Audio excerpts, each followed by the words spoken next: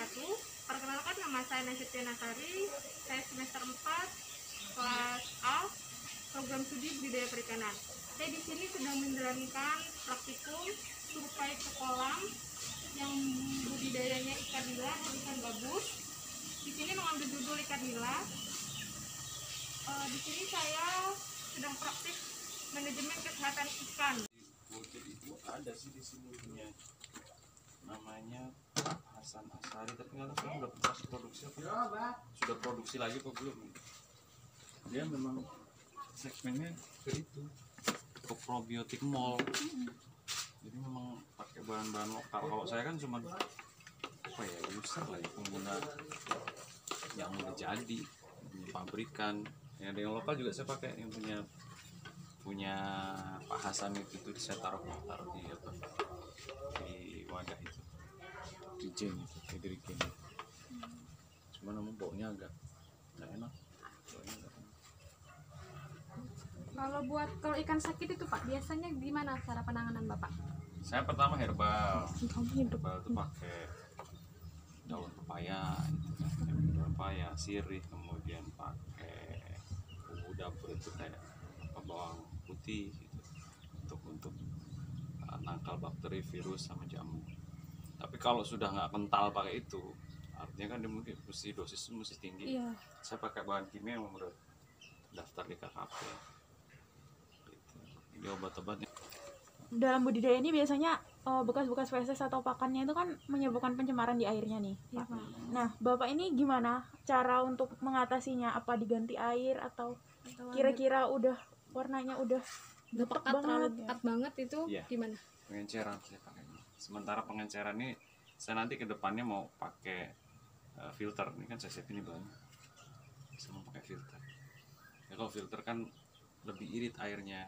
Iya, Resirkulasi. Jadi kalau pengujian darah itu belum ya? Karena kan di situ memang Informasi. Iya, lihat kolamnya Pak. Kami. Boleh, silakan. budidaya. Kolamnya banyak. Iya sih. Iya, Sunny Center itu kan ada kayaknya ada kolam-kolam tuh di bawah itu.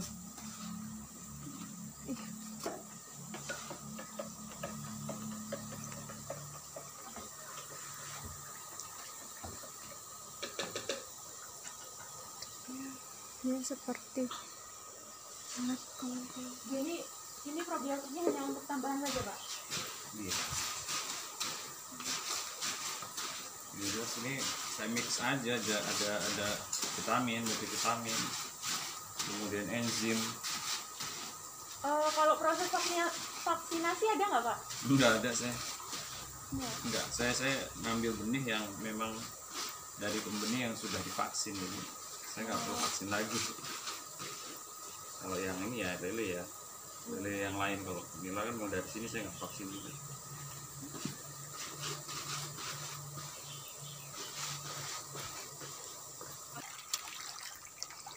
Ya di sini biotanya ikan nila merah. Di sini Ikan yang dibudidayakan yaitu ikan nila merah. Bentuk kolamnya yaitu bentuk kolam besar dengan bentuk bulat ataupun persegi panjang.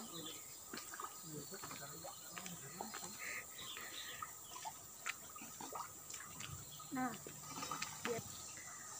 di sini budidaya pembesarannya total kolamnya ada 10. Di sini kolam bundarnya dia untuk bagian benihnya, dan di sini bagian untuk pembesarannya. Nah, di sini di tempat pembudidaya ini menggunakan paranet, yaitu untuk menghalang sinar matahari secara langsung masuk ke kolam budidaya. Ini sedang ditambah lagi di ujung sana, mau diisi dengan ikan gabus. Baiklah, saya di sini ingin menambahkan satu materi karena ketika saya survei kemarin yang berada di Bumidaya, bapaknya belum pernah melakukan pengecekan sampel darah. Baiklah, saya di sini ingin sedikit menambahkan sedikit materi tentang sampel darah. Saya mengambil dari satu literatur, yaitu yang berjudul Pengaruh Salinitas yang Berbeda Terhadap Profil Darah Ikan Nila. Profil darah, hemokrotit, leukosit, limfosit, dan granulosit dapat digunakan sebagai salah satu parameter untuk mengetahui sejauh mana adaptasi terhadap perubahan salinitas. Profil darah dapat digunakan untuk mengevaluasi respon fisiologi pada ikan.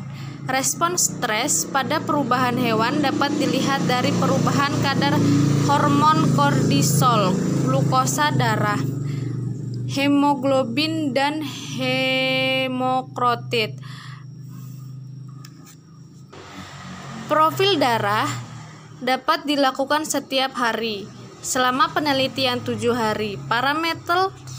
Parameter profil darah yang diamati meliputi kadar hematokrit %, kadar hemoglobin G%, total eritrosit sel per milimeter kubik, total leukosit sel per milimeter kubik, dan glukosa dalam miligram per liter.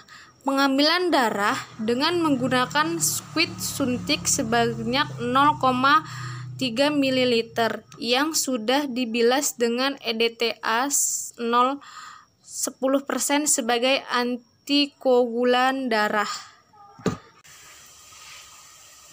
Oke teman-teman semua, jangan lupa like and subscribe channel YouTube Lab Perikanan Polinela. Terima kasih. Wassalamualaikum warahmatullahi wabarakatuh.